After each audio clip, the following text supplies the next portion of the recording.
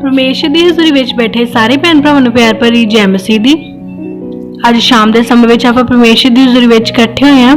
ਆਓ ਅੱਜ ਦੇ ਦਿਨ ਦੀ ਕਿਰਪਾ ਦੇ ਲਈ ਪਰਮੇਸ਼ਰ ਜੀ ਦਾ ਧੰਨਵਾਦ ਕਰਦੇ ਹੋਏ ਪ੍ਰਾਰਥਨਾ ਕਰੀਏ। Hallelujah hallelujah hallelujah hallelujah hallelujah. ਧੰਨਵਾਦ ਧੰਨਵਾਦ ਧੰਨਵਾਦ ਪਿਤਾ ਪਰਮੇਸ਼ਰ ਮਸੀਹ ਨਾਸਰੀ ਦਾ ਧੰਨਵਾਦ ਕਰਦੇ ਹਾਂ। ਤੁਹਾਡਾ ਸ਼ੁਕਰ ਕਰਦੇ ਮੇਰੇ ਪ੍ਰਭੂ ਜੀ ਅੱਜ ਦੇ ਇਸ ਦਿਨ ਦੀ ਕਿਰਪਾ ਦੇ ਲਈ ਮੇਰੇ ਪਿਤਾ ਪਰਮੇਸ਼ਰ। ਦਿਨ ਭਰ ਤੁਸੀਂ ਸਾਨੂੰ ਸੰਭਾਲ ਕੇ ਰੱਖਿਆ ਮੇਰੇ ਪ੍ਰਭੂ ਜੀ। ਸਾਡੀ ਆਉਣ ਜਾਣ ਵਿੱਚ ਸਾਡੀ ਮਦਦ ਤੇ ਸਹਾਇਤਾ ਕੀਤੀ, ਤੁਹਾਡਾ ਧੰਨਵਾਦ ਕਰਦੇ ਹਾਂ ਪ੍ਰਭੂ। ਤੁਹਾਡੇ ਪਵਿੱਤਰ ਸਵਰਗਦੂਤਾਂ ਨੇ ਸਾਡੀ ਰਾਖੀ ਕੀਤੀ ਮੇਰੇ ਪਿਤਾ ਪਰਮੇਸ਼ਰ। ਸਾਡੇ ਰਾਸਤੇ ਨੂੰ ਸਿੱਧਾ ਕੀਤਾ ਮੇਰੇ ਪ੍ਰਭੂ ਜੀ। ਸਾਰੀਆਂ ਉਲਝਣਾਂ ਪਰੇਸ਼ਾਨੀਆਂ ਮੁਸ਼ਕਿਲਾਂ ਬਿਮਾਰੀਆਂ ਤੋਂ ਸਾਨੂੰ ਬਚਾ ਕੇ ਰੱਖਿਆ, ਤੁਹਾਡਾ ਧੰਨਵਾਦ ਕਰਦੇ ਹਾਂ ਪ੍ਰਭੂ ਜੀ। ਅਸੀਂ ਸ਼ਾਮ ਦੇ ਸਮੇਂ ਵਿੱਚ ਤੁਹਾਡੀ ਹਜ਼ੂਰੀ ਵਿੱਚ ਇਕੱਠੇ ਹੁੰਨੇ ਮੇਰੇ ਪਿਤਾ। ਤੁਹਾਡੇ ਪਾਕ ਵਚਨ ਨੂੰ ਪੜ੍ਹਨ ਔਰ ਸੁਣਨ ਲਈ ਜਾ ਰਹੇ ਮੇਰੇ ਪ੍ਰਭੂ ਜੀ। ਸਾਡੀ ਮਦਦ ਕਰਨਾ ਮੇਰੇ ਪਿਤਾ ਕਿ ਦਿੱਤਾ ਹੋਇਆ ਉਸਦਾ ਇਹ ਖਾਸ ਵਚਨ ਸਾਡੇ ਹਿਰਦਿਆਂ ਦੇ ਅੰਦਰ ਜਮਾ ਹੋ ਜਾਵੇ ਔਰ ਸਾਡੇ ਲਈ ਆਸ਼ੀਸ਼ ਤੇ ਬਰਕਤ ਦਾ ਕਾਰਨ ਬਣੇ। ਔਰ ਕੋਈ ਵੀ ਸ਼ੈਤਾਨ ਦੀ ਸ਼ਕਤੀ ਇਸ ਸੁੰਦਰ ਸਮੇਂ ਨੂੰ ਸਾਡੇ ਕੋਲੋਂ ਚੁਰਾ ਨਾ ਪਾਵੇ। ਅਸੀਂ ਮੰਗਦੇ ਹਾਂ ਸਾਡੇ ਪ੍ਰਭੂ ਯਿਸੂ ਮਸੀਹ ਜੀ ਦੇ ਨਾਮ ਵਿੱਚ, ਆਮੀਨ। ਅੱਜ ਆਪਾਂ ਪਰਮੇਸ਼ਰ ਦੇ ਵਚਨ ਦੁਆਰਾ ਅਯੂਬ ਨਬੀ ਦੇ ਬਾਰੇ ਜਾਣਾਂਗੇ ਕਿ ਉਹਨਾਂ ਦੀ ਜ਼ਿੰਦਗੀ ਵਿੱਚ ਕੀ ਹੋਇਆ। ਉਹ ਜਾਣਨ ਦੇ ਲਈ ਆਪਾਂ ਪੜਾਂਗੇ ਅਯੂਬ 1 ਔਰ 2 ਨੰਬਰ ਆਇਤ ਨੂੰ। ਉਸ ਦੇਸ਼ ਵਿੱਚ ਅਯੂਬ ਨਾਂ ਦਾ ਇੱਕ ਆਦਮੀ ਰਹਿੰਦਾ ਸੀ। ਅਯੂਬ ਨਿਰਦੋਸ਼ ਅਤੇ ਇਮਾਨਦਾਰ ਸੀ। ਉਹ ਪਰਮੇਸ਼ਰ ਤੋਂ ਡਰਦਾ ਸੀ ਅਤੇ ਉਸਨੇ ਮੰਦੇ ਅਮਲ ਤੋਂ ਇਨਕਾਰ ਕੀਤਾ। ਅਯੂਬ ਦੇ 7 ਪੁੱਤਰ ਅਤੇ 3 ਧੀਆਂ ਸਨ। ਅਯੂਬ 7000 ਭੇਡਾਂ, 3000 ਊਠ, 1000 ਬਲਦ ਅਤੇ 500 ਗਧਿਆਂ ਦਾ ਮਾਲਕ ਸੀ। ਉਸਦੇ ਬਹੁਤ ਸਾਰੇ ਨੌਕਰ ਸਨ ਅਤੇ ਉਹ ਪੂਰਬ ਦਾ ਸਭ ਤੋਂ ਅਮੀਰ ਅਤੇ ਬਹੁਤ ਹੀ ਪ੍ਰਭਾਵਸ਼ਾਲੀ ਆਦਮੀ ਸੀ। ਹਾਲੇਲੂਇਆ। ਪ੍ਰਭੂ ਦਾ ਵਚਨ ਸਾਨੂੰ ਕੀ ਦੱਸਦਾ ਕਿ ਅਯੂਬ ਨਾਂ ਦਾ ਇੱਕ ਆਦਮੀ ਸੀ ਜਿਹੜਾ ਨਿਰਦੋਸ਼ ਸੀ, ਬਹੁਤ ਹੀ ਇਮਾਨਦਾਰ ਸੀ। ਉਹਦੇ ਦਿਲ ਵਿੱਚ ਪਰਮੇਸ਼ਰ ਦਾ ਡਰ ਸੀ, ਹਰ ਗੱਲ 'ਚ ਪਰਮੇਸ਼ਰ ਦਾ ਭੈ ਮੰਨਦਾ ਸੀ। ਉਹਨੇ ਆਪਣੇ ਆਪ ਨੂੰ ਸਾਰੀਆਂ ਬੁਰਾਈਆਂ ਤੋਂ ਦੂਰ ਰੱਖਿਆ ਸੀਗਾ ਔਰ ਪਰਮੇਸ਼ਰ ਨੇ ਉਹਨੂੰ ਕਾਫੀ ਬਲੇਸਿੰਗ ਦਿੱਤੀ ਸੀ। ਉਹਦੇ ਘਰ ਵਿੱਚ ਹਰ ਇੱਕ ਚੀਜ਼ ਬਹੁਤਾਇਤ ਨਾਲ ਸੀ ਔਰ ਅਤੇ ਉਹ ਬਹੁਤ ਹੀ ਅਮੀਰ ਅਤੇ ਪ੍ਰਭਾਵਸ਼ਾਲੀ ਸੀ। ਨੈਕਸਟ ਆਪਾਂ ਜਾਣਾਂਗੇ ਉਹਦੀ ਲਾਈਫ 'ਚ ਕੀ ਹੋਇਆ। ਅਯੂਬ 1 ਉਹਦੀ 6 ਔਰ 7 ਨੰਬਰ ਆਇਤ ਨੂੰ। ਫਿਰ ਦੂਤਾਂ ਦਾ ਯਹੋਵਾ ਨੂੰ ਮਿਲਣ ਦਾ ਦਿਨ ਆ ਗਿਆ। ਸ਼ੈਤਾਨ ਵੀ ਉਹਨਾਂ ਦੂਤਾਂ ਨਾਲ ਉਬੇ ਸੀ। ਯਹੋਵਾ ਨੇ ਸ਼ੈਤਾਨ ਨੂੰ ਆਖਿਆ, ਤੂੰ ਕਿਵੇਂ ਰਿਹਾ? ਸ਼ੈਤਾਨ ਨੇ ਯਹੋਵਾ ਨੂੰ ਉੱਤਰ ਦਿੱਤਾ, ਮੈਂ ਧਰਤੀ ਉੱਤੇ ਇੱਧਰ ਉੱਧਰ ਘੁੰਮਦਾ ਰਿਹਾ ਸੀ। ਹਾਲੇਲੂਇਆ। ਉਸ ਵੇਲੇ ਕੀ ਹੋਇਆ ਕਿ ਸ਼ੈਤਾਨ ਧਰਤੀ ਉੱਤੇ ਘੁੰਮ ਫਿਰ ਰਿਹਾ ਸੀ ਔਰ ਉਹ ਯਹੋਵਾ ਪਰਮੇਸ਼ਰ ਜੀ ਕੋਲ ਦੂਤਾਂ ਦੇ ਕੋਲ ਨਾਲ ਮਿਲਣ ਲਈ ਗਏ ਔਰ ਉਹ ਕੀ ਕਹਿੰਦਾ ਕਿ ਮੈਂ ਧਰਤੀ ਤੋਂ ਇੱਧਰ ਉੱਧਰ ਘੁੰਮਦਾ ਆਇਆ। ਨੈਕਸਟ ਆਪਾਂ ਵਚਨ 'ਚ ਦੇਖਾਂਗੇ ਅਯੂਬ 1 ਉਹਦੀ 8 ਔਰ 9 ਨੰਬਰ ਆਇਤ ਨੂੰ। ਫਿਰ ਯਹੋਵਾ ਨੇ ਸ਼ੈਤਾਨ ਨੂੰ ਆਖਿਆ, ਕੀ ਤੂੰ ਮੇਰੇ ਸੇਵਕ ਅਯੂਬ ਵੱਲ ਧਿਆਨ ਦਿੱਤਾ? ਧਰਤੀ ਉੱਤੇ ਉਹਦੇ ਵਰਗਾ ਹੋਰ ਕੋਈ ਬੰਦਾ ਨਹੀਂ। ਉਹ ਇੱਕ ਨੇਕ ਤੇ ਇਮਾਨਦਾਰ ਆਦਮੀ ਹੈ। ਉਹ ਪਰਮੇਸ਼ਰ ਦੀ ਉਪਾਸਨਾ ਕਰਦਾ ਹੈ ਅਤੇ ਮੰਦੇ ਅਮਲ ਕਮਾਉਣ ਤੋਂ ਇਨਕਾਰ ਕਰਦਾ ਹੈ। ਸ਼ੈਤਾਨ ਨੇ ਜਵਾਬ ਦਿੱਤਾ, ਠੀਕ ਹੈ, ਪਰ ਅਯੂਬ ਕੋਲ ਪਰਮੇਸ਼ਰ ਦੀ ਇੱਜ਼ਤ ਦਾ ਕਾਰਨ ਹੈ। ਹਾਲੇਲੂਇਆ। ਪ੍ਰਭੂ ਜੀ ਨੇ ਕੀ ਕਿਹਾ ਕਿ ਕੀ ਤੂੰ ਮੇਰੇ ਸੇਵਕ ਅਯੂਬ ਵੱਲ ਧਿਆਨ ਦਿੱਤਾ? ਮਤਲਬ ਪਰਮੇਸ਼ਰ ਜਾਣਦੇ ਸੀ ਕਿ ਅਯੂਬ ਬਹੁਤ ਹੀ ਧਰਮੀ ਸੀਗਾ ਔਰ ਬਹੁਤ ਇਮਾਨਦਾਰ ਸੀ। ਕਿੰਨਾ ਮਹਾਨ ਉਹ ਇਨਸਾਨ ਸੀ ਜਿਹਦੇ ਲਈ ਪਰਮੇਸ਼ਰ ਨੇ ਪ੍ਰੇਜ਼ ਕੀਤੀ, ਜਿਹਦੀ ਤਾਰੀਫ ਪਰਮੇਸ਼ਰ ਨੇ ਸ਼ੈਤਾਨ ਦੇ ਸਾਹਮਣੇ ਕੀਤੀ। ਪਰਮੇਸ਼ਰ ਨੂੰ ਉਹਦੀ ਜ਼ਿੰਦਗੀ ਤੋਂ ਕਿੰਨੀ ਖੁਸ਼ੀ ਸੀ, ਕਿੰਨੀ ਪ੍ਰਸੰਨਤਾ ਸੀ ਉਹਦੇ ਕੰਮਾਂ ਤੋਂ, ਜਿਹਦੇ ਕਰਕੇ ਪ੍ਰਭੂ ਵੀ ਉਹਦੀ ਪ੍ਰਸ਼ੰਸਾ ਕਰਦੇ ਪਏ ਸੀਗੇ। ਉਹਨਾਂ ਨੇ ਕੀ ਕਿਹਾ ਕਿ ਉਹ ਬਹੁਤ ਹੀ ਨੇਕ ਨਾਮ ਬੰਦਾ ਆ, ਇਮਾਨਦਾਰ ਆ ਔਰ ਉਹਨੇ ਹਰ ਇੱਕ ਬੁਰੇ ਕਰਮ ਤੋਂ ਦੂਰ ਰੱਖਿਆ ਆਪਣੇ ਆਪ ਨੂੰ। ਤੇ ਸ਼ੈਤਾਨ ਨੇ ਕੀ ਕਿਹਾ? ਸ਼ੈਤਾਨ ਕਹਿੰਦਾ ਅਗਰ ਉਹ ਚੰਗਾ ਆ ਤੇ ਉਹਦੇ ਕੋਲ ਇੱਕ ਵਜ੍ਹਾ ਆ ਕਿ ਉਹ ਕਿਉਂ ਚੰਗਾ ਆ। ਆਪਾਂ ਜਾਣਾਂਗੇ ਉਹ ਵਜ੍ਹਾ ਕੀ ਸੀ। ਉਹ ਜਾਣਨ ਦੇ ਲਈ ਆਪਾਂ ਪੜਾਂਗੇ ਅਯੂਬ 1 ਉਹਦੀ 10 ਔਰ 11 ਨੰਬਰ ਆਇਤ ਨੂੰ। ਤੁਸੀਂ ਹਮੇਸ਼ਾ ਉਸਦੀ ਤੇ ਉਸਦੇ ਪਰਿਵਾਰ ਦੀ ਅਤੇ ਉਸਦੀ ਹਰ ਚੀਜ਼ ਦੀ ਰਾਖੀ ਕਰਦੇ ਹੋ। ਤੁਸੀਂ ਉਸ ਨੂੰ ਉਸਦੇ ਹਰ ਇੱਕ ਕੰਮ ਵਿੱਚ ਸਫਲਤਾ ਦਿੱਤੀ ਹੈ। ਹਾਂ, ਤੁਸੀਂ ਉਸ ਨੂੰ ਆਸ਼ੀਰਵਾਦ ਦਿੱਤਾ ਹੈ। ਉਹ ਇੰਨਾ ਅਮੀਰ ਹੈ ਕਿ ਉਸਦੇ ਇੱਜੜ ਤੇਰੇ ਝੁੰਡ ਸਾਰੇ ਇਲਾਕੇ ਵਿੱਚ ਫੈਲੇ ਹੋਏ ਨੇ। ਪਰ ਜੇ ਤੁਸੀਂ ਉਹਦੀ ਹਰ ਸ਼ੈ ਨੂੰ ਤਬਾਹ ਕਰ ਦੇਵੋ ਤਾਂ ਮੈਂ ਤੁਹਾਡੇ ਨਾਲ ਇਕਰਾਰ ਕਰਦਾ ਹਾਂ ਕਿ ਉਹ ਤੁਹਾਡੇ ਮੂੰਹ ਤੇ ਤੁਹਾਨੂੰ ਸ਼ਰਾਪੇਗਾ। ਹਾਲੇਲੂਇਆ। ਸ਼ੈਤਾਨ ਕੀ ਕਹਿੰਦਾ ਕਿ ਤੁਸੀਂ ਉਸ ਇਨਸਾਨ ਨੂੰ ਹਰ ਤਰ੍ਹਾਂ ਦੀ ਆਸ਼ੀਸ਼ ਦਿੱਤੀ ਹੋਈ ਆ। ਉਹ ਅਮੀਰ ਆ, ਉਹਨੂੰ ਕਿਸੇ ਚੀਜ਼ ਦੀ ਕਮੀ ਨਹੀਂ ਹੈਗੀ। ਉਹਦੇ ਕੋਲੇ ਇੰਨਾ ਮਾਲ ਡੰਗਰ ਆ ਕਿ ਉਹ ਇਸ ਇਲਾਕੇ ਵਿੱਚ ਫੈਲੇ ਹੋਏ ਆ। ਕਹਿੰਦੇ ਅਗਰ ਤੂੰ ਉਹਦੇ ਤੋਂ ਇਹ ਸਭ ਕੁਝ ਖੋਹ ਲਵੇਂ ਤੇ ਫਿਰ ਉਹ ਤੈਨੂੰ ਮੂੰਹ ਤੇ ਸ਼ਰਾਪੇਗਾ, ਮਤਲਬ ਤੇਰੀ ਬੁਰਾਈ ਕਰੇਗਾ, ਤੇਰੇ ਵਿਰੁੱਧ ਕੁਫਰ ਬਕੇਗਾ, ਪਾਪ ਕਰੇਗਾ। ਸ਼ੈਤਾਨ ਕਹਿੰਦਾ ਕਿ ਉਹ ਇਸ ਲਈ ਤੁਹਾਡੀ ਉਪਾਸਨਾ ਕਰਦਾ ਕਿਉਂਕਿ ਤੁਸੀਂ ਉਹਨੂੰ ਇਸ ਧਰਤੀ ਦੀਆਂ ਸਾਰੀਆਂ ਉੱਤਮ ਚੀਜ਼ਾਂ ਦਿੱਤੀਆਂ ਆ। ਨੈਕਸਟ ਆਪਾਂ ਵਚਨ 'ਚ ਦੇਖਾਂਗੇ ਅਯੂਬ 1 ਉਹਦੀ 12 ਨੰਬਰ ਆਇਤ ਨੂੰ। ਯਹੋਵਾ ਨੇ ਸ਼ੈਤਾਨ ਨੂੰ ਆਖਿਆ, ਠੀਕ ਹੈ, ਅਯੂਬ ਦੇ ਪਾਸ ਜੋ ਕੁਝ ਵੀ ਹੈ ਤੂੰ ਉਸ ਤੋਂ ਜੋ ਚਾਹੇ ਕਰ ਸਕਦਾ ਹੈ। ਉਸ ਦੇ ਸਰੀਰ ਨੂੰ ਨੁਕਸਾਨ ਨਾ ਪਹੁੰਚਾਈ। ਫਿਰ ਸ਼ੈਤਾਨ ਯਹੋਵਾ ਕੋਲੋਂ ਚਲਿਆ ਗਿਆ। ਹਾਲੇਲੂਇਆ। ਸ਼ੈਤਾਨ ਉਸ ਨੂੰ ਪਰਖਣਾ ਚਾਹੁੰਦਾ ਸੀ। ਪਰਮੇਸ਼ਰ ਨੇ ਕਿਹਾ ਕਿ ਇਹਨੇ ਤੋਂ ਸਭ ਕੁਝ ਖੋਲਾ ਦੇ, ਤੈਨੂੰ ਮੂੰਹ ਤੇ ਬੁਰਾਈ ਕਰੇਗਾ। ਤੇ ਪਰਮੇਸ਼ਰ ਨੇ ਕੀ ਕਿਹਾ? ਕਹਿੰਦੇ ਕਿ ਤੁਸੀਂ ਉਹਦੇ ਤੋਂ ਜੋ ਕੁਝ ਵੀ ਆ ਖੋ ਲਓ। ਸ਼ੈਤਾਨ ਨੂੰ ਕਹਿੰਦਾ ਕਿ ਉਹਦੇ ਕੋਲ ਜੋ ਕੁਝ ਵੀ ਹੈ ਤੂੰ ਉਹਦੇ ਕੋਲੋਂ ਲੈ ਲਾ, ਪਰ ਉਹਦੇ ਸਰੀਰ ਦਾ ਤੂੰ ਨੁਕਸਾਨ ਨਹੀਂ ਪਹੁੰਚਾਉਣਾ, ਤੂੰ ਉਹਦੀ ਜਾਨ ਦਾ ਨੁਕਸਾਨ ਨਹੀਂ ਕਰਨਾ। ਤੇ ਸ਼ੈਤਾਨ ਉਹਨੂੰ ਪਰਖਣ ਦੇ ਲਈ ਚਲਾ ਗਿਆ ਔਰ ਉੱਥੋਂ ਜਾ ਕੇ ਸ਼ੈਤਾਨ ਨੇ ਆਪਣਾ ਕੰਮ ਸ਼ੁਰੂ ਕਰ ਦਿੱਤਾ। ਆਪਾਂ ਦੇਖਾਂਗੇ ਸ਼ੈਤਾਨ ਨੇ ਅਯੂਬ ਦੀ ਜ਼ਿੰਦਗੀ ਵਿੱਚ ਕੀ ਕੀ ਕੀਤਾ, ਉਹ ਜਾਣਨ ਦੇ ਲਈ ਆਪਾਂ ਪੜਾਂਗੇ ਅਯੂਬ 1 ਦੀ 14 ਔਰ 15 ਨੰਬਰ ਆਇਤ ਨੂੰ। ਤਾਂ ਅਯੂਬ ਦੇ ਕੋਲ ਇੱਕ ਬੰਦਾ ਸੁਨੇਹਾ ਲੈ ਕੇ ਆਇਆ ਤੇ ਆਖਿਆ, ਨੇੜੇ ਦੇ ਬਲਦ ਹਲ ਖਿੱਚ ਰਹੇ ਸਨ ਤੇ ਗਧੇ ਘਾਹ ਚਰ ਰਹੇ ਸਨ। ਸਬੀਨ ਲੋਕ ਸਾਡੇ ਉੱਤੇ ਹਮਲਾ ਕਰ ਦਿੱਤਾ ਤੇ ਤੇਰੇ ਸਾਰੇ ਪਸ਼ੂਆਂ ਨੂੰ ਲੈ ਗਏ। ਉਹਨਾਂ ਲੋਕਾਂ ਨੇ ਹੋਰਨਾਂ ਨੂੰ ਮਾਰ ਦਿੱਤਾ, ਸਿਰਫ ਮੈਂ ਹੀ ਬਚ ਕੇ ਆ ਗਿਆ। ਇਸ ਲਈ ਮੈਂ ਤੈਨੂੰ ਖਬਰ ਦੇਣ ਆਇਆ ਹਾਂ। ਹਾਲੇਲੂਇਆ। ਕੀ ਹੋਇਆ? ਉਹਦੇ ਕੋਲੇ ਬਹੁਤ ਸਾਰੇ ਗਧੇ ਅਤੇ ਬਲਦ ਸੀਗੇ ਤੇ ਸ਼ੈਤਾਨ ਨੇ ਕਿਸੇ ਨਾ ਕਿਸੇ ਤਰੀਕੇ ਦੁਆਰਾ ਉਹਦੇ ਬਲਦ ਔਰ ਗਧੇ ਉਹਦੇ ਤੋਂ ਖੋਹ ਲਏ, ਉਹਦਾ ਮਾਲ ਦਾ ਨੁਕਸਾਨ ਕੀਤਾ। ਨੈਕਸਟ ਆਪਾਂ ਦੇਖਾਂਗੇ ਅਯੂਬ 1 ਦੀ 16 ਔਰ 17 ਨੰਬਰ ਆਇਤ ਨੂੰ। ਜਦੋਂ ਹਾਲੇ ਸੁਨੇਹਾ ਦੇਣ ਵਾਲਾ ਗੱਲ ਕਰ ਹੀ ਰਿਹਾ ਸੀ ਤਾਂ ਇੱਕ ਹੋਰ ਸੰਦੇਸ਼ਵਾਕ ਅਯੂਬ ਕੋਲ ਆਇਆ। ਦੂਸਰੇ ਸੰਦੇਸ਼ਵਾਕ ਨੇ ਆਖਿਆ, ਆਕਾਸ਼ ਤੋਂ ਬਿਜਲੀ ਡਿੱਗੀ ਹੈ ਤੇ ਉਸਨੇ ਤੇਰੀਆਂ ਭੇਡਾਂ ਤੇ ਤੇਰੇ ਨੌਕਰਾਂ ਨੂੰ ਸਾੜ ਕੇ ਸੁਆਹ ਕਰ ਦਿੱਤਾ। ਇਕੱਲਾ ਮੈਂ ਹੀ ਬਚਿਆ ਹਾਂ, ਇਸ ਲਈ ਮੈਂ ਤੈਨੂੰ ਖਬਰ ਦੇਣ ਦੇ ਲਈ ਆਇਆ ਹਾਂ। ਹਾਲੇ ਉਹ ਸੰਦੇਸ਼ਵਾਕ ਗੱਲ ਕਰ ਹੀ ਰਿਹਾ ਸੀ ਕਿ ਇੱਕ ਹੋਰ ਸੰਦੇਸ਼ਵਾਕ ਆ ਗਿਆ ਅਤੇ ਤੀਸਰੇ ਸੰਦੇਸ਼ਵਾਕ ਨੇ ਆਖਿਆ, ਕਸੀਦੀਆਂ ਨੇ ਫੌਜਾਂ ਦੇ 3 ਦਸਤੇ ਭੇਜੇ, ਉਹਨਾਂ ਨੇ ਸਾਡੇ ਉੱਤੇ ਹਮਲਾ ਕੀਤਾ ਅਤੇ ਸਾਡੇ ਊਠ ਲੈ ਗਏ। ਉਹਨਾਂ ਨੇ ਹੋਰਨਾਂ ਨੂੰ ਮਾਰ ਦਿੱਤਾ, ਸਿਰਫ ਮੈਂ ਹੀ ਬਚ ਕੇ ਆਇਆ ਹਾਂ, ਇਸ ਲਈ ਮੈਂ ਤੈਨੂੰ ਖਬਰ ਦੇਣ ਲਈ ਆ ਗਿਆ। ਹਾਲੇਲੂਇਆ। ਸ਼ੈਤਾਨ ਨੇ ਕੀ ਕੀਤਾ ਕਿ ਉਹਨੇ ਉਹਦੇ ਜਾਨਵਰਾਂ ਦੇ ਉੱਤੇ ਅਤਿਆਚਾਰ ਕੀਤਾ, ਉਹਨਾਂ ਸਾਰਿਆਂ ਨੂੰ ਉਹਦੇ ਤੋਂ ਖੋਹ ਲਿਆ, ਉਹਦੇ ਨੌਕਰਾਂ ਤੱਕ ਨੂੰ ਤਬਾਹ ਕਰ ਦਿੱਤਾ। ਉਹਦੀ ਜ਼ਿੰਦਗੀ ਵਿੱਚ ਜੋ ਖੁਸ਼ਹਾਲੀ ਸੀ, ਜੋ ਉਹਦੇ ਕੋਲੇ ਚੀਜ਼ਾਂ ਸੀ, ਉਹ ਤੋਂ ਸਭ ਖੋਹ ਲਈਆਂ ਗਈਆਂ। ਨੈਕਸਟ ਆਪਾਂ ਵਚਨ 'ਚ ਦੇਖਾਂਗੇ ਅਯੂਬ 1 ਦੀ 19 ਨੰਬਰ ਆਇਤ ਨੂੰ। ਤਾਂ ਮਾਰੂਥਲ ਵੱਲੋਂ ਅਚਾਨਕ ਤੇਜ਼ ਹਵਾ ਵਗੀ ਤੇ ਘਰ ਨੂੰ ਉਡਾ ਕੇ ਹੇਠਾਂ ਸੁੱਟ ਦਿੱਤਾ। ਘਰ ਤੇਰੇ ਪੁੱਤਰਾਂ ਤੇ ਧੀਆਂ ਉੱਤੇ ਡਿੱਗ ਪਿਆ ਅਤੇ ਉਹ ਮਰ ਗਏ ਹਨ, ਸਿਰਫ ਮੈਂ ਹੀ ਬਚਿਆ ਹਾਂ, ਇਸ ਲਈ ਮੈਂ ਤੈਨੂੰ ਖਬਰ ਦੇਣ ਲਈ ਆ ਗਿਆ ਹਾਂ। ਹਾਲੇਲੂਇਆ। ਸ਼ੈਤਾਨ ਨੇ ਉਹਦੇ ਸਾਰੇ ਜਾਨਵਰਾਂ ਦਾ ਨਾਸ਼ ਕਰ ਦਿੱਤਾ, ਇੱਥੋਂ ਤੱਕ ਕਿ ਉਹਦੇ ਬੱਚਿਆਂ ਨੂੰ ਵੀ ਨਾਸ਼ ਕਰ ਦਿੱਤਾ, ਉਹਦੇ ਬੱਚਿਆਂ ਨੂੰ ਵੀ ਮਾਰ ਦਿੱਤਾ। ਉਹ ਚਾਹੁੰਦਾ ਸੀ ਕਿ ਜਦੋਂ ਇਹਦੇ ਤੋਂ ਸਾਰੀਆਂ ਆਸ਼ੀਸ਼ਾਂ ਖੋਹ ਲਈਆਂ ਜਾਣ ਤੇ ਪਰਮੇਸ਼ਰ ਦੇ ਵਿਰੁੱਧ ਪਾਪ ਕਰੇ, ਕਿਉਂਕਿ ਪਰਮੇਸ਼ਰ ਨੂੰ ਉਹਦੇ ਤੇ ਵਿਸ਼ਵਾਸ ਸੀ ਕਿ ਉਹ ਧਰਮੀ ਆ। ਪਰ ਸ਼ੈਤਾਨ ਨੂੰ ਲੱਗਦਾ ਸੀ ਕਿ ਸ਼ਾਇਦ ਉਹਦੇ ਕੋਲੇ ਚੰਗੀਆਂ ਚੀਜ਼ਾਂ ਔਰ ਉੱਤਮ ਚੀਜ਼ਾਂ ਹੋਣ ਦੇ ਕਾਰਨ ਹੀ ਪਰਮੇਸ਼ਰ ਦੀ ਉਸਤਤ ਕਰਦਾ ਆ। ਜਦੋਂ ਸ਼ੈਤਾਨ ਨੇ ਅਯੂਬ ਤੋਂ ਸਭ ਕੁਝ ਖੋਹ ਲਿਆ, ਉਹਦੀਆਂ ਸਾਰੀਆਂ ਆਸ਼ੀਸ਼ਾਂ, ਇੱਥੋਂ ਤੱਕ ਕਿ ਉਹਦੇ ਪੂਰੇ ਪਰਿਵਾਰ ਨੂੰ ਵੀ ਉਹਦੇ ਤੋਂ ਖੋਹ ਲਿਆ, ਤੇ ਫਿਰ ਦੇਖਾਂਗੇ ਕਿ ਕੀ ਅਯੂਬ ਨੇ ਪਰਮੇਸ਼ਰ ਦੇ ਵਿਰੁੱਧ ਪਾਪ ਕੀਤਾ।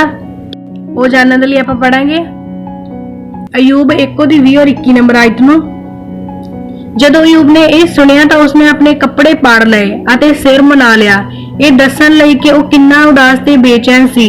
ਫਿਰ ਅਯੂਬ ਧਰਤੀ ਉੱਤੇ ਡਿੱਗ ਪਿਆ ਤੇ ਪਰਮੇਸ਼ਰ ਦੀ ਉਪਾਸਨਾ ਕਰਨ ਲੱਗਾ। ਉਸਨੇ ਆਖਿਆ, ਜਦੋਂ ਮੈਂ ਇਸ ਦੁਨੀਆ ਵਿੱਚ ਜੰਮਿਆ ਸਾਂ ਤਾਂ ਮੈਂ ਨੰਗਾ ਸਾਂ ਤੇ ਮੇਰੇ ਕੋਲ ਕੁਝ ਵੀ ਨਹੀਂ ਸੀ। ਜਦੋਂ ਮੈਂ ਮਰਾਂਗਾ ਤੇ ਇਸ ਦੁਨੀਆ ਨੂੰ ਛੱਡਾਂਗਾ, ਮੈਂ ਨੰਗਾ ਹੋਵਾਂਗਾ ਤੇ ਮੇਰੇ ਕੋਲੇ ਕੁਝ ਵੀ ਨਹੀਂ ਹੋਵੇਗਾ। ਯਹੋਵਾ ਦਿੰਦਾ ਹੈ ਤੇ ਯਹੋਵਾ ਹੀ ਲੈ ਲੈਂਦਾ ਹੈ, ਯਹੋਵਾ ਦੇ ਨਾਂ ਦੀ ਉਸਤਤ ਕਰੋ। ਹਾਲੇਲੂਇਆ। ਸੱਚਮੁੱਚ ਅਯੂਬ ਕਿੰਨਾ ਹੀ ਧਰਮੀ ਸੀ। ਉਹਦੇ ਧਰਤੀ ਉੱਤੇ ਸਾਰੀਆਂ ਆਸ਼ੀਸ਼ਾਂ ਜਦ ਖੋਹ ਲਈਆਂ ਗਈਆਂ, ਜਦ ਕਿ ਉਹਦਾ ਪਰਿਵਾਰ ਤੱਕ ਖੋਹ ਲਿਆ ਗਿਆ, ਤੇ ਫਿਰ ਵੀ ਉਸ ਵੇਲੇ ਵੀ ਉਸਨੇ ਆਪਣੀ ਦੁੱਖ ਦੀ ਘੜੀ ਵਿੱਚ ਵੀ ਪਰਮੇਸ਼ਰ ਦੇ ਅੱਗੇ ਪ੍ਰਾਰਥਨਾ ਕੀਤੀ, ਉਸਨੇ ਉਪਾਸਨਾ ਕੀਤੀ। ਉਹਨੇ ਕਿੰਨੇ ਚੰਗੇ ਤਰੀਕੇ ਨਾਲ ਪ੍ਰਾਰਥਨਾ ਕੀਤੀ ਕਿ ਯਹੋਵਾ ਹੀ ਇਸ ਧਰਤੀ ਉੱਤੋਂ ਸਾਨੂੰ ਸਭ ਚੀਜ਼ਾਂ ਦਿੰਦਾ ਆ ਔਰ ਉਹ ਲੈ ਵੀ ਸਕਦਾ ਆ, ਕਿਉਂਕਿ ਜੋ ਦਿੰਦਾ ਹੈ ਉਹਨੂੰ ਲੈਣ ਦਾ ਵੀ ਹੱਕ ਹੁੰਦਾ ਆ। ਉਹਨੇ ਕੀ ਕਿਹਾ ਕਿ ਜਦ ਮੈਂ ਨੰਗਾ ਸਾਂ ਤਾਂ ਪਰਮੇਸ਼ਰ ਨੇ ਮੈਨੂੰ ਇਸ ਧਰਤੀ ਤੇ ਭੇਜਿਆ, ਤੇ ਜਦੋਂ ਮੈਂ ਇਸ ਧਰਤੀ ਤੋਂ ਜਾਵਾਂਗਾ ਉਸ ਵੇਲੇ ਵੀ ਮੈਂ ਨੰਗਾ ਹੀ ਹੋਵਾਂਗਾ। ਇਸ ਲਈ ਧਰਤੀ ਦੀਆਂ ਨਾਸ਼ਵਾਨ ਚੀਜ਼ਾਂ ਦੀ ਮੈਨੂੰ ਜ਼ਰੂਰਤ ਨਹੀਂ ਆ, ਕਿਉਂਕਿ ਮੈਨੂੰ ਮੇਰੇ ਪਰਮੇਸ਼ਰ ਦੀ ਜ਼ਰੂਰਤ ਆ ਔਰ ਮੈਂ ਉਹਦੇ ਨਾਂ ਦੀ ਮਹਿਮਾ ਹਰ ਵੇਲੇ ਕਰਦਾ ਰਵਾਂਗਾ। ਬੇਸ਼ੱਕ ਉਹਦੇ ਤੇ ਬਹੁਤ ਸਾਰੀਆਂ ਪਰੇਸ਼ਾਨੀਆਂ ਸੀ, ਉਸ ਵੇਲੇ ਉਹਦਾ ਪੂਰਾ ਪਰਿਵਾਰ ਖਤਮ ਹੋ ਗਿਆ, ਉਹਦੀ ਜ਼ਿੰਦਗੀ ਭਰ ਦੀ ਮਿਹਨਤ ਸਾਰੀ ਤਬਾਹ ਹੋ ਗਈ, ਪਰ ਉਸ ਵੇਲੇ ਅਗਰ ਉਹਦੀ ਜਗ੍ਹਾ ਤੇ ਕੋਈ ਵੀ ਇਨਸਾਨ ਹੁੰਦਾ ਤੇ ਸ਼ਾਇਦ ਉਹ ਪਰਮੇਸ਼ਰ ਦੇ ਵਿਰੁੱਧ ਪਾਪ ਕਰਦਾ, ਸ਼ਾਇਦ ਉਹ ਪਰਮੇਸ਼ਰ ਨੂੰ ਦੋਸ਼ ਦਿੰਦਾ ਔਰ ਪਰਮੇਸ਼ਰ ਦੇ ਵਿਰੁੱਧ ਬੁਰਾਈ ਕਰਦਾ। ਪਰ ਅਯੂਬ ਸੱਚਮੁੱਚ ਕਿੰਨਾ ਧਰਮੀ ਇਨਸਾਨ ਸੀ, ਜਿਨੇ ਉਹਨੇ ਦੁੱਖ ਵਿੱਚ ਵੀ, ਇੰਨੀ ਪਰੇਸ਼ਾਨੀ ਵਿੱਚ ਵੀ ਪਰਮੇਸ਼ਰ ਦੀ ਆਰਾਧਨਾ ਕੀਤੀ, ਉਹਨਾਂ ਨੇ ਪਰਮੇਸ਼ਰ ਦਾ ਧੰਨਵਾਦ ਕੀਤਾ। ਨੈਕਸਟ ਆਪਾਂ ਵਚਨ 'ਚ ਦੇਖਾਂਗੇ ਅਯੂਬ 2 ਦੀ 5 ਔਰ 6 ਨੰਬਰ ਆਇਤ ਨੂੰ। ਜੇ ਤੁਸੀਂ ਆਪਣੀ ਤਾਕਤ ਦੀ ਵਰਤੋਂ ਉਸ ਦੇ ਸਰੀਰ ਦੇ ਨੁਕਸਾਨ ਪਹੁੰਚਾਉਣ ਲਈ ਕਰੋਗੇ ਤਾਂ ਉਹ ਤੁਹਾਡੇ ਮੂੰਹ ਤੇ ਤੁਹਾਨੂੰ ਸਰਾਪੇਗਾ। ਇਸ ਲਈ ਯਹੋਵਾ ਨੇ ਸ਼ੈਤਾਨ ਨੂੰ ਆਖਿਆ, ਠੀਕ ਹੈ, ਅਯੂਬ ਤੇਰੇ ਅਧਿਕਾਰ ਹੇਠਾਂ ਹੈ, ਪਰ ਤੈਨੂੰ ਉਸ ਨੂੰ ਮਾਰ ਮੁਕਾਉਣ ਦੀ ਇਜਾਜ਼ਤ ਨਹੀਂ ਹੈ। ਹਾਲੇਲੂਇਆ। ਸ਼ੈਤਾਨ ਨੂੰ ਇੰਨਾ ਕੁਝ ਕਰਨ ਤੋਂ ਬਾਅਦ ਵੀ ਚੈਨ ਨਹੀਂ ਆਇਆ। ਜਦੋਂ ਨੇ ਵੇਖਿਆ ਕਿ ਅਯੂਬ ਤਾਂ ਹਜੇ ਵੀ ਪਰਮੇਸ਼ਰ ਦੀ ਮਹਿਮਾ ਕਰਦਾ ਪਿਆ ਆ, ਹਜੇ ਵੀ ਉਹ ਪ੍ਰਭੂ ਦੀ ਪ੍ਰਾਰਥਨਾ ਕਰਦਾ ਪਿਆ, ਤੇ ਫਿਰ ਉਹ ਯਹੋਵਾ ਪਰਮੇਸ਼ਰ ਕੋਲੇ ਗਿਆ। ਉਹਨੇ ਕਿਹਾ ਕਿ ਤੂੰ ਹਜੇ ਵੀ ਉਹਦੇ ਸਰੀਰ ਨੂੰ ਤੰਦਰੁਸਤ ਰੱਖਿਆ, ਉਹਦੇ ਸਰੀਰ ਵਿੱਚ ਤਾਕਤ ਆ। ਜਦੋਂ ਤੂੰ ਉਹਦੇ ਸਰੀਰ ਨੂੰ ਨੁਕਸਾਨ ਪਹੁੰਚਾਵੇਂਗਾ ਤੇ ਫਿਰ ਉਹ ਜ਼ਰੂਰ ਤੇਰੇ ਮੂੰਹ ਤੇ ਤੇਰੀ ਬੁਰਾਈ ਕਰੇਗਾ, ਤੈਨੂੰ ਸ਼ਰਾਪੇਗਾ। ਤੇ ਫਿਰ ਵੀ ਯਹੋਵਾ ਪਰਮੇਸ਼ਰ ਨੇ ਕਿਹਾ ਕਿ ਜੇ ਤੈਨੂੰ ਲੱਗਦਾ ਆ ਕਿ ਤੂੰ ਇਹ ਵੀ ਕਰਕੇ ਦੇਖ ਲਾ, ਪਰ ਤੂੰ ਉਹਦੀ ਜ਼ਿੰਦਗੀ ਦਾ ਨੁਕਸਾਨ ਨਹੀਂ ਕਰ ਸਕਦਾ, ਉਹਦੀ ਜਾਨ ਨੂੰ ਨਾਸ਼ ਨਹੀਂ ਕਰ ਸਕਦਾ। ਤੇ ਸ਼ੈਤਾਨ ਫਿਰ ਅਯੂਬ ਕੋਲੇ ਗਿਆ। ਆਪਾਂ ਦੇਖਦੇ ਹਾਂ ਉਸ ਤੋਂ ਬਾਅਦ ਕੀ ਹੋਇਆ, ਉਹ ਜਾਣਨ ਦੇ ਲਈ ਆਪਾਂ ਪੜਾਂਗੇ ਅਯੂਬ 2 ਉਹਦੀ 7, 8 ਔਰ 9 ਨੰਬਰ ਆਇਤ ਨੂੰ। ਤਾਂ ਸ਼ੈਤਾਨ ਯਹੋਵਾ ਕੋਲੋਂ ਚਲਾ ਗਿਆ। ਸ਼ੈਤਾਨ ਨੇ ਅਯੂਬ ਨੂੰ ਦਰਦਮਈ ਫੋੜਿਆਂ ਨਾਲ ਸਜ਼ਾ ਦਿੱਤੀ। ਇਹ ਫੋੜੇ ਅਯੂਬ ਦੇ ਸਰੀਰ ਉੱਤੇ ਸਿਰ ਤੋਂ ਲੈ ਕੇ ਪੈਰਾਂ ਤੱਕ ਫੈਲੇ ਹੋਏ ਸਨ। ਇਸ ਲਈ ਅਯੂਬ ਰੂੜੀ ਦੇ ਨਜ਼ਦੀਕ ਬੈਠ ਗਿਆ।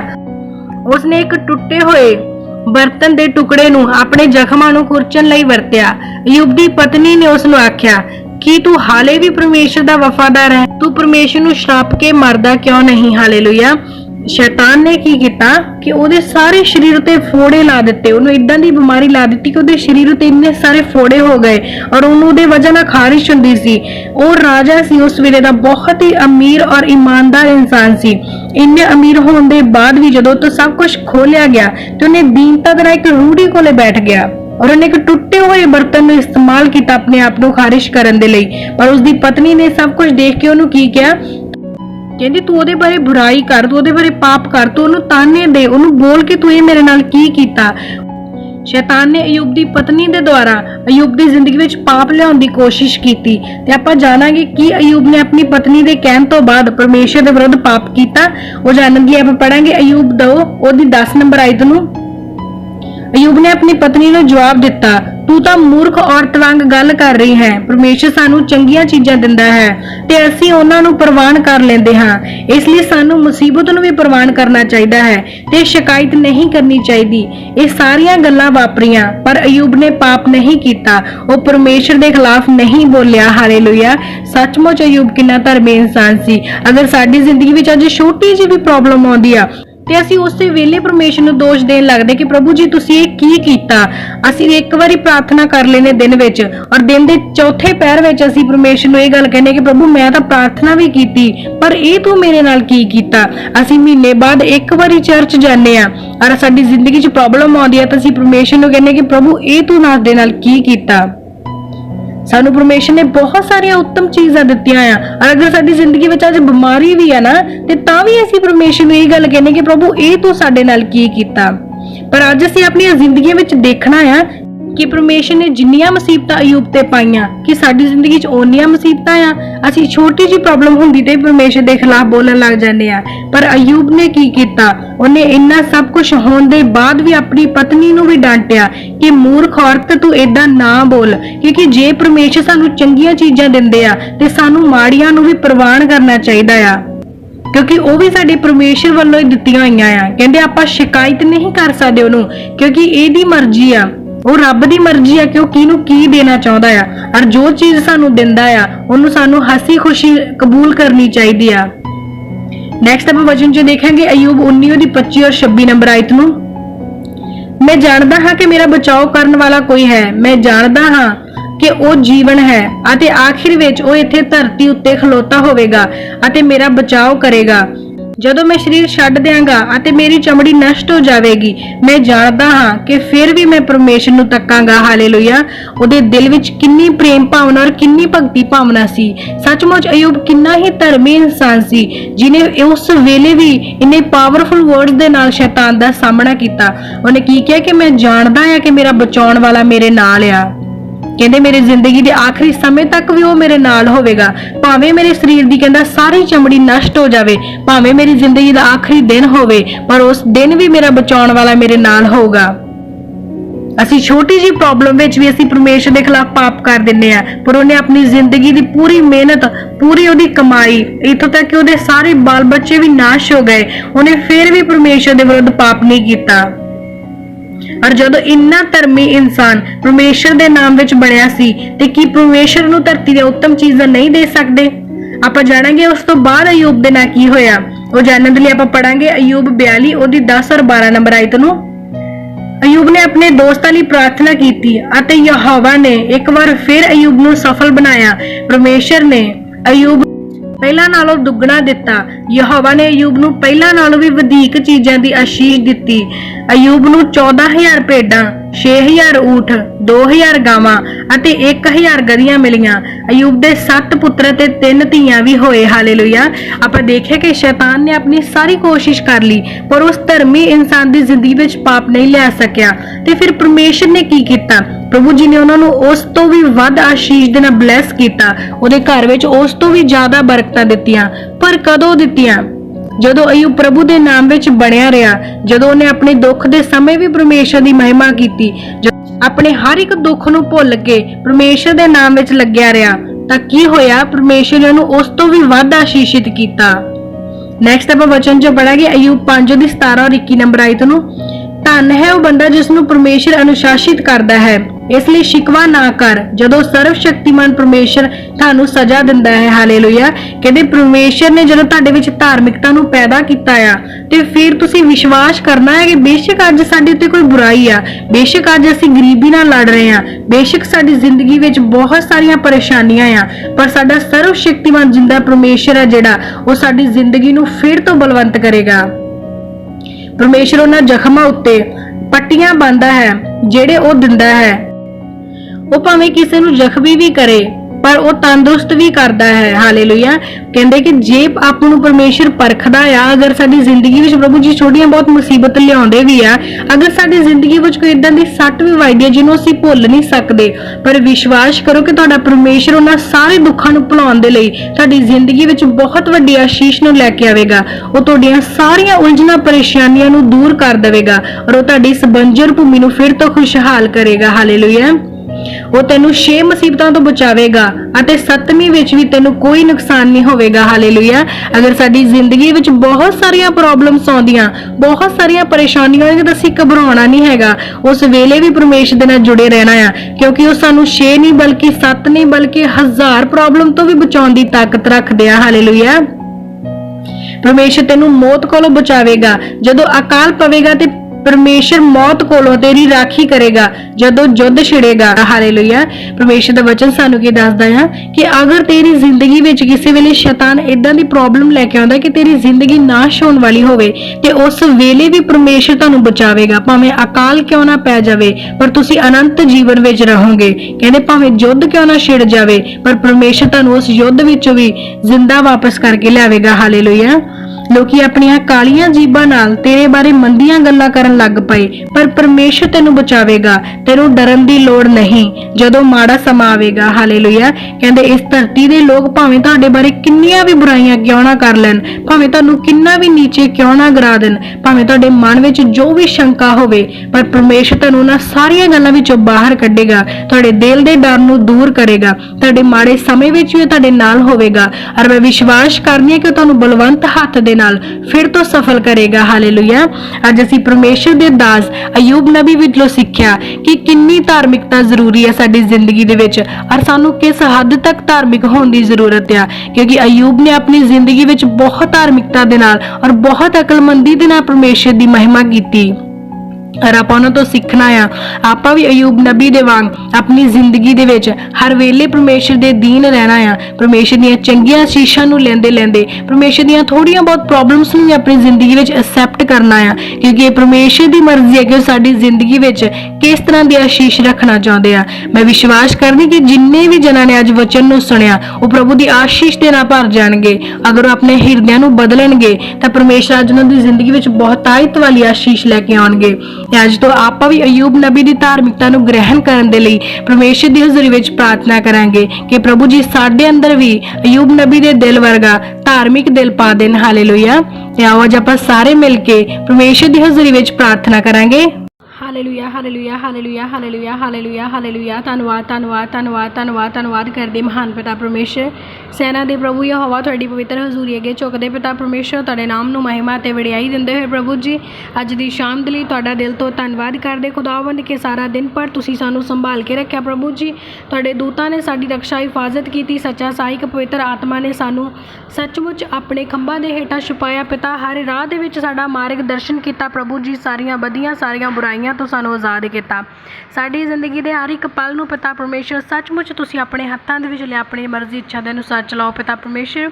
ਅਸੀਂ ਵਿਸ਼ਵਾਸ ਕਰਦੇ ਖੁਦਾਵੰਦ ਜੋ ਤੁਸੀਂ ਆਪਣੇ ਵਚਨ ਦੇ ਵਿੱਚ ਕਿਹਾ ਆ ਕਿ ਸੱਚਮੁੱਚ ਮੈਂ ਤੇਰਾ ਕੱਲ੍ਹ ਬਣਾਵਾਂਗਾ ਅਤੇ ਮੈਂ ਤੈਨੂੰ ਇੱਕ ਰੋਸ਼ਨ ਸਿਤਾਰੇ ਦੀ ਤਰ੍ਹਾਂ ਚਮਕਾਵਾਂਗਾ ਖੁਦਾਵੰਦ।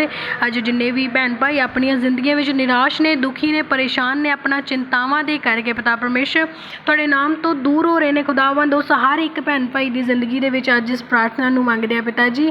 ਹਰ ਇੱਕ ਭੈਣ ਭਾਈ ਨਿਰਾਸ਼ਾ ਤੋਂ ਆਸ਼ਾ ਦੇ ਵੱਲ ਚੱਲੇ ਪਿਤਾ ਪਰਮੇਸ਼ਰ, ਗਰੀਬੀ ਤੋਂ ਅਮੀਰੀ ਦੇ ਵੱਲ ਚੱਲੇ ਪ੍ਰਭੂ ਜੀ, ਬੰਧਨਾਂ ਤੋਂ ਆਜ਼ਾਦੀ ਦੇ ਵੱਲ ਚੱਲੇ ਪਿਤਾ ਪਰਮੇਸ਼ਰ। ਜਿਸ ਤਰ੍ਹਾਂ ਤੁਸੀਂ ਆਪਣੇ ਦਾਸ ਅਯੂਬ ਦੇ ਉੱਤੇ ਮਾਣ ਕੀਤਾ, ਸੱਚਮੁੱਚ ਖੁਦਾਵੰਦ ਤੁਸੀਂ ਮਾਣ ਕੀਤਾ ਕਿ ਉਹ ਤੁਹਾਡੀ ਸੰਤਾਨ, ਤੁਹਾਡਾ ਧਰਮੀ ਜਾਣਿਆ ਔਰ ਸੱਚਮੁੱਚ ਉਸਨੇ ਇਸ ਮਾਣ ਨੂੰ ਬਣਾਈ ਰੱਖਿਆ ਖੁਦਾਵੰਦ। ਸਾਡੀ ਮਦਦ ਸਹਾਇਤਾ ਕਰੋ ਕਿ ਅਸੀਂ ਵੀ ਅਯੂਬ ਨਬੀ ਦੀ ਤਰ੍ਹਾਂ ਤੁਹਾਡੇ ਮਾਣ ਨੂੰ ਬਣਾਈ ਰੱਖੀਏ ਪਿਤਾ ਪਰਮੇਸ਼ਰ। ਅਸੀਂ ਤੁਹਾਨੂੰ ਨਿਰਾਸ਼ ਨਾ ਕਰੀਏ, ਉਦਾਸ ਨਾ ਕਰੀਏ, ਸ਼ਰਮਿੰਦਿਆਂ ਨਾ ਕਰੀਏ ਪ੍ਰਭੂ ਜੀ, ਪਰ ਤੁਹਾਡੇ ਮਾਣ ਸਨਮਾਨ ਦੇ ਵਿੱਚ ਹਮੇਸ਼ਾ ਵਾਧਾ ਕਰੀਏ ਪਿਤਾ ਪਰਮੇਸ਼ਰ। ਸਾਡੀ ਜ਼ਿੰਦਗੀ ਦਾ ਹਰ ਇੱਕ ਪਲ ਤੁਹਾਡੀ ਮਹਿਮਾ ਦੇ ਲਈ ਹੋਵੇ, ਅਸੀਂ ਚਾਹੇ ਦੁੱਖ ਵਿੱਚ ਹੋਈਏ ਚਾਹੇ ਸੁੱਖ ਦੇ ਵਿੱਚ ਹੋਈਏ, ਭਾਵੇਂ ਅਸੀਂ ਮੌਤ ਦੀ ਛਾਂ ਦੀ ਵਾਦੀ ਵਿੱਚ ਫਿਰੀਏ ਪਿਤਾ ਪਰਮੇਸ਼ਰ, ਪਰ ਫਿਰ ਵੀ ਸਾਡੇ ਸ਼ਬਦਾਂ ਦੇ ਦੁਆਰਾ ਹਮੇਸ਼ਾ ਤੁਹਾਡੀ ਹਜ਼ੂਰੀ 'ਚ ਧੰਨਵਾਦ ਦੀਆਂ ਭੇਟਾਂ ਹੀ ਜਾਣ ਪਿਤਾ ਪਰਮੇਸ਼ਰ। ਅਸੀਂ ਦੋਸ਼ ਲਾਉਣ ਵਾਲੇ ਨਾ ਹੋਈਏ ਪਿਤਾ, ਜਿੱਦਾਂ ਅਯੂਬ ਨੇ ਦੋਸ਼ ਨਹੀਂ ਲਗਾਇਆ ਉਸੇ ਤਰ੍ਹਾਂ ਅਸੀਂ ਅਯੂਬ ਦੀ ਧਾਰਮਿਕਤਾ ਤੋਂ ਇਹ ਸਿੱਖੀਏ ਪਿਤਾ ਪਰਮੇਸ਼ਰ ਕਿ ਸਾਨੂੰ ਕਿਸ ਤਰ੍ਹਾਂ ਦੀ ਚਾਲ ਆਪਣੇ ਪਿਤਾ ਦੇ ਨਾਲ ਚੱਲਣੀ ਚਾਹੀਦੀ ਆ। ਅਸੀਂ ਸੱਚਮੁੱਚ ਅਯੂਬ ਨਬੀ ਦੀ ਚਾਲ ਜਿਹੀ ਚਾਲ ਤੁਹਾਡੇ ਨਾਮ ਵਿੱਚ ਚੱਲਦੇ ਹੋਈਏ ਪਿਤਾ ਪਰਮੇਸ਼ਰ, ਔਰ ਆਪਣੀ ਆਸ਼ੀਸ਼ ਬਰਕਤ ਨੂੰ ਨਾ ਗਵਾਈਏ ਪਰ ਸ਼ੈਤਾਨ ਨੂੰ ਸ਼ਰਮਿੰਦਾ ਕਰੀਏ ਪ੍ਰਭੂ ਜੀ, ਕਿਉਂਕਿ ਸੱਚਮੁੱਚ ਸ਼ੈਤਾਨ ਝੂਠਾ ਅਤੇ ਸ਼ਰਮਿੰਦਾ ਹੋਣ ਵਾਲਾ ਆ, ਕਿਉਂਕਿ ਉਹ ਫਰੇਬੀ ਅਤੇ ਫਰੇਬ ਕਰਦਾ ਆ। ਸੱਚਮੁੱਚ ਉਹਨੂੰ ਬਦੀ ਦੀ ਪੀੜ ਲੱਗੀ ਆ ਅਤੇ ਉਹ ਹਰ ਇੱਕ ਧਰਮੀ ਨੂੰ ਸਤਾਉਂਦਾ ਹੈ, ਜਿੱਦਾਂ ਉਸਨੇ ਅਯੂਬ ਨੂੰ ਪਰਖਿਆ ਅਤੇ ਉਹਨੂੰ ਸਤਾਇਆ। ਅੱਜ ਜਿੰਨੇ ਵੀ ਭੈਣ ਭਾਈ ਪਰਤਿਆਵਿਆਂ ਦੇ ਵਿੱਚ ਨੇ ਪਿਤਾ ਪਰਮੇਸ਼ਰ, ਜੋ ਵੀ ਸ਼ੈਤਾਨ ਦੇ ਦੁਆਰਾ ਪਰਖੇ ਜਾ ਰਹੇ ਨੇ, ਉਸ ਹਰ ਇੱਕ ਭੈਣ ਭਾਈ ਨੂੰ ਤੁਹਾਡੇ ਲਹੂ ਦੇ ਵਿੱਚ ਕਵਰ ਕਰਦੇ ਪਿਤਾ, ਮਦਦ ਸਹਾਇਤਾ ਕਰੋ। ਤੁਸੀਂ ਵਚਨ ਦੇ ਵਿੱਚ ਕਿਹਾ ਕਿ ਧੰਨ ਉਹ ਇਨਸਾਨ ਆ ਜਿਹੜਾ ਪਰਤਿਆਵਿਆਂ ਨੂੰ ਸਹਿ ਲੈਂਦਾ ਆ, ਕਿਉਂਕਿ ਸੱਚਮੁੱਚ ਸਵਰਗ ਦਾ ਰਾਜ ਉਹਨਾਂ ਦਾ ਆ ਪਿਤਾ ਪਰਮੇਸ਼ਰ। ਜਿਨ੍ਹਾਂ ਦੀ ਜ਼ਿੰਦਗੀ 'ਚ ਪਰਤਿਆਵੇ ਨੇ ਉਹਨਾਂ ਦੀ ਮਦਦ ਕਰੋ ਕਿ ਉਹ ਪਰਤਿਆਵਿਆਂ ਨੂੰ ਸਹਿ ਲੈਣ ਪ੍ਰਭੂ ਜੀ, ਕਿਉਂ ਜੋ ਸਵਰਗ ਦੇ ਰਾਜ ਦੇ ਵਿੱਚ ਸ਼ਾਮਿਲ ਹੋ ਸਕਣ ਖੁਦਾਵੰਦ। ਤੁਹਾਡਾ ਸੱਜਾ ਫਤਿਹਮੰਦ ਹੱਥ ਉਹਨਾਂ ਦੀ ਹਿਫਾਜ਼ਤ ਕਰੇ, ਰਕਸ਼ਾ ਕਰੇ ਪਿਤਾ ਪਰਮੇਸ਼ਰ। ਆਪਣੇ ਦੂਤਾਂ ਦੇ ਦੁਆਰਾ ਬਲੈਸ ਕਰੋ, ਆਜ਼ਾਦ ਕਰੋ, ਚੰਗਿਆ ਕਰੋ, ਮਦਦ ਸਹਾਇਤਾ ਅਗਵਾਈ ਕਰੋ ਪਿਤਾ ਪਰਮੇਸ਼ਰ। ਸੱਚਮੁੱਚ ਤੁਸੀਂ ਦਇਆ ਕਰਨ ਵਾਲੇ ਔਰ ਆਜ਼ਾਦ ਕਰਨ ਵਾਲੇ ਪਰਮੇਸ਼ਰ ਹੋ ਪਿਤਾ ਜੀ। ਅੱਜ ਹਰ ਇੱਕ ਭੈਣ ਭਾਈ ਦੀ ਆਵਾਜ਼ ਨੂੰ ਤੁਸੀਂ ਸੁਣੋ ਪਿਤਾ ਪਰਮੇਸ਼ਰ, ਜਿੱਦਾਂ ਅਯੂਬ ਨਬੀ ਨੂੰ ਤੁਸੀਂ ਦੁੱਗਣੀ ਆਸ਼ੀਸ਼ ਦੇ ਨਾਲ ਬਰਕਤ ਦਿੱਤੀ, ਉਸੇ ਤਰ੍ਹਾਂ ਹਰ ਇੱਕ ਭੈਣ ਭਾਈ ਦੁੱਗਣੀ ਆਸ਼ੀਸ਼ ਅਤੇ ਬਰਕਤ ਦੇ ਵਿੱਚ ਪਹੁੰਚੇ ਪ੍ਰਭੂ ਜੀ। ਕੋਈ ਵਿਰੋਧੀ ਦੀ ਸ਼ਕਤੀ ਇਹਨਾਂ ਦੇ ਪ੍ਰਤੀਫਲ ਨੂੰ ਇਹਨਾਂ ਕੋਲੋਂ ਚੁਰਾ ਨਾ ਸਕੇ ਖੁਦਾਵੰਦ, ਪਰ ਹਰ ਇੱਕ ਭੈਣ ਭਾਈ ਪ੍ਰੀਖਿਆ ਦੇ ਸਮੇਂ ਦੇ ਵਿੱਚ ਅਯੂਬ ਨਬੀ ਦੀ ਤਰ੍ਹਾਂ ਧਾਰਮਿਕਤਾ ਦੇ ਵਿੱਚ, ਵਫਾਦਾਰੀ ਦੇ ਵਿੱਚ, ਆਗਿਆਕਾਰੀ ਦੇ ਵਿੱਚ ਔਰ ਉਸੇ ਹੀ ਪ੍ਰੇਮ ਦੇ ਵਿੱਚ ਬਣਿਆ ਰਹੇ ਜਦੋਂ ਉਹ ਆਸ਼ੀਸ਼ਿਤ ਸੀ। ਭਾਵੇਂ ਸ਼ੈਤਾਨ ਸਾਨੂੰ ਪਰਖੇ ਅਤੇ ਪਰਤਿਆਵੇ, ਪਰ ਸਾਡਾ ਪ੍ਰੇਮ, ਸਾਡੀ ਪ੍ਰੀਤ ਤੁਹਾਡੇ ਵੱਲੋਂ ਠੰਡੀ ਨਾ ਪਵੇ। ਅਸੀਂ ਧਾਰਮਿਕਤਾ ਦੀ ਚਾਲ ਚੱਲਦੇ ਹੋਏ ਤੁਹਾਡੇ ਨਾਮ ਦੇ ਵਿੱਚ ਵਧੀਆ ਤੇ ਤਰੱਕੀ ਕਰੀਏ ਖੁਦਾਵੰਦ। ਹਰ ਇੱਕ ਭੈਣ ਭਾਈ ਨੂੰ ਤੁਹਾਡੇ ਜ਼ਿੰਦਾ ਲਹੂ ਦੇ ਵਿੱਚ ਕਵਰ ਕਰ ਦਿਓ ਖੁਦਾਵੰਦ। ਇਸ ਪ੍ਰਾਰਥਨਾ ਨੂੰ ਤੁਹਾਡੇ ਸਾਮਰਥੀ ਨਾਮ ਦੇ ਵਿੱਚ ਮੰਗਦੇ ਹਾਂ, ਆਮੀਨ ਆਮੀਨ ਆਮੀਨ।